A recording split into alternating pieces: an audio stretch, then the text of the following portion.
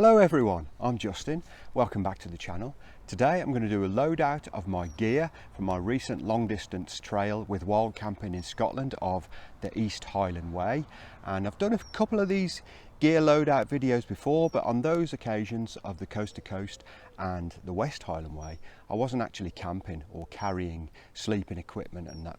I was staying in hostels, B&Bs and pubs. So there's quite a few differences this time around with gear, what I was carrying, weight, how I got on, and I thought it's time I did another one. So let's get on with it. So I've laid it all out neatly. We'll go a bit closer in a moment. First thing to say is I went to do the trail in late May and the weather was quite kind. It was 4 days. First day was a bit drizzly, with sun breaking through later on, and the next 3 days were perfect walking weather. It was relatively mild with clear skies and great visibility, but it was a bit chilly at night, so bear that in mind when I show you this kit. Now, a lot of this kit is tried and trusted and been with me for many years, and I mentioned it on the other two videos, so I'll quickly rush over those little bits. And most of that stuff is on the right side as you're looking now, and the new stuff I've arranged on the left side. So let's get into the right side stuff. Promise I'll be quick. Okay, so we'll start with the rucksack at the back. It's my Berghaus Free Flow 35 plus 8 litre rucksack. Brilliant rucksack, never let me down. The old trusty sun hat and beanie, and my lightweight OEX gloves. My West Highland Way buff, even though this was the East Highland Way, it's longer than my other buff, so it's my first choice. I've got a cheap tripod. This is my Garmin GPS. It's a eTrex 30 model, and I've got a protective cover, the old carabiner, and a spare set of batteries. I've got my 10,000 Anchor power bank, and on this trip I took 2 charger cables and 2 charging plugs because there's quite long distances between cafes or shops or places I could charge up. The longest stretch was 47 miles, so I knew I was going to be 2-3 days without charge, so when I needed to go in there I wanted to double up. So okay, moving on to my Berghaus Gore-Tex jacket. Berghaus Argentium long sleeve base layer, brilliant, and the old trusty mountain equipment Ibex trousers, which are looking a bit threadbare now, but I still love them. I've got one of those cheap sit mats. I've got a Petzl headlamp, which I didn't even need because, as I said, it was late May in Scotland, and you could read a newspaper at like 11 o'clock at night, so there's no real need for it. Earplugs, tissues, head net. There's the old water filter, my Sawyer mini water filter, Life Venture microfiber towel, wash kit, first aid kit, noodles, porridge, cup of soup, food, other foods as well. Of course, you take your choice on those. Boxer shorts to sleep in, and a cotton stretchy long sleeve t-shirt. That's my puffer jacket, which I ditched the little drawstring bag, and I just stuff it down the arm, and I find that rather than a big chunky cylinder, when it's in the arm, it's easier to pack in the rucksack. I can bend it around and stuff it down smaller areas, so it works quite well if you just stuff it in the arm.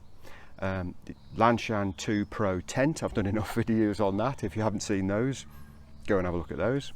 These are my Berghaus Gore-Tex trousers, which I used once on this trip. 2 smart water bottles, a large one and a small one, plus a spare cap I carry actually as well, and some dry sacks there, which have been with me on other trips. And I hope that was quick enough. Now I can move over to the new stuff that I took with me, with emphasis on wild camping. So let's move over there. So welcome to the left side, and we'll start with the biggest change for me on this trip, and that was with footwear. Now, I've used leather boots and approach shoes for years and years and years, and resisted using the trail runners, really because I thought they were too flimsy, but I needed to change something because I was suffering on various hikes with sore toes and sore feet basically. So I went for those, and what a result, absolutely brilliant. And so much so I think I'm going to make a video on that and go into more detail. But if you've watched the videos of the East Highland Way, you'll know I did 3 pretty long days straight off the bat more than 20 miles on all 3 days with all this stuff in a rucksack, and not a blemish on my feet, not a hot spot, a blister, nothing at all. Brilliant. So the only downside is my feet got wet, but they dry in the blink of an eye, like 20 minutes and they're dry. So they are Altra Lone Peak 4 trail runners, and super, excellent choice. Okay, the next change for me was also socks. So I've got some decent socks. These are Bridgedale, I think they're called lightweight T2 with merino mix socks. So they were really good. They're reinforced on the heel and on the ball of the foot, but they've got lightweight material which breathes really easily along the top of the foot, and those were excellent. They dried really quick too. I also got a pair of Salomon merino socks as well as a backup pair, and both of those worked really well. So I was very happy with my footwear on this trip. So the next thing I changed were walking poles, and I've had aluminium poles and I've had a carbon pole in the past, but they were failing me. The twist lock things didn't kept failing and get stuck, and sometimes they wouldn't lock out properly. So I went for a pair with these snap lock clips, and they're not carbon fibre, but they're a lightweight aluminium Trekology, and those were again very good. I removed the wrist straps, just a personal choice, I don't like them, and I put Gorilla tape around there as well for emergency repairs on my hikes, which is also really useful.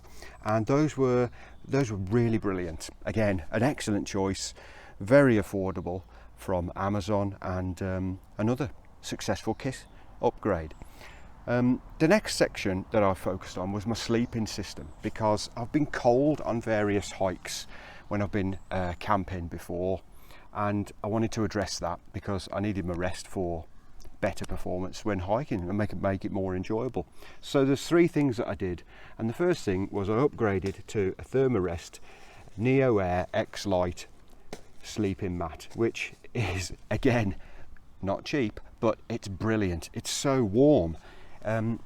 There's no foam inside, it's just an air mattress, but it's got layers of silver foil inside which reflect your own body heat up, and that was another successful piece of kit. I also upgraded to a down sleeping bag. Now this is a Mountain Equipment Helium 600 down sleeping bag, which for some people might be a bit overkill. I'm not a winter hiker. I'm normally a 3-season hiker, so that's probably going to be too warm in the summer months, but certainly the shoulder months of spring and autumn, it's very good. And I'm a cold sleeper, so that was excellent. I got much better sleep with that. I was cozy and relaxed every night, so that was brilliant. The next thing was a Sea to Summit Aeros premium regular pillow, which is quite expensive again. I think this one was 25 quid, which seems daft. I bought one, like most people, for a £5 off AliExpress or Amazon, but I wasn't getting comfortable rest with this thing. Oh, it was terrific. It's got this sort of flock covering on it, so you don't get that scratchy nylon feel that you do off some other ones, and it's so comfortable, and the shaping of it was excellent, and it weighs almost nothing. So that was my sleeping system upgrades, and all 3 of them I'm very, very happy with, and ultimately they did what I wanted them to, because they made me have better rest. They were smaller in the rucksack, and all of them were lighter than what they replaced, so a win-win. Moving on, and a couple of small pieces of kit I changed. One was this Primus windshield. I'd noticed it was taking quite a long time in some conditions to heat my drinks and my noodles and my food, and I'm sure that was because I didn't have a windshield. So I bought that. It's relatively lightweight, and it doesn't actually take up any extra room because it nests really well within the green bag that I've got, and also with the mug. Last 2 items was a poop scoop trowel. Don't need to go into detail there, but I always used a stick or my heel, and it was just unsatisfactory. So on this occasion I thought it's just going to be better for the environment and better for everyone to do it properly, so I'm glad I did. And the last thing are these really simple zip bags. Now we've probably all used these, I've used them before, but a lot of them are really flimsy and they rip and break easy. These are from Asda, Baco Foil Zipper. They're super tough bags and excellent upgrade. So I thought I'd mention that. And that's all my new kit. And that's my current wild camping, long distance hiking setup. So finally, a word on weight. Now, it's not ultra lightweight, but it's good enough for me. And my base weight, so that's not counting water or food or the clothes that I'm wearing, was 9 kilograms. That's everything on the floor there, plus a few other little bits and bobs. And with food and water, the rucksack weight was 12 kilograms. And that was a comfortable weight for me. So I'm happy to continue with that kind of weight. I know you can cut it down, you can go really lightweight, but you know, there's a cost usually. It's very expensive, and if you're not hiking very, very often, it's hard to justify the expense. But I'm happy with what I've spent here, and it really made me improve and enjoy my hike all the more. So what's not to like about all that lot? So thanks for watching.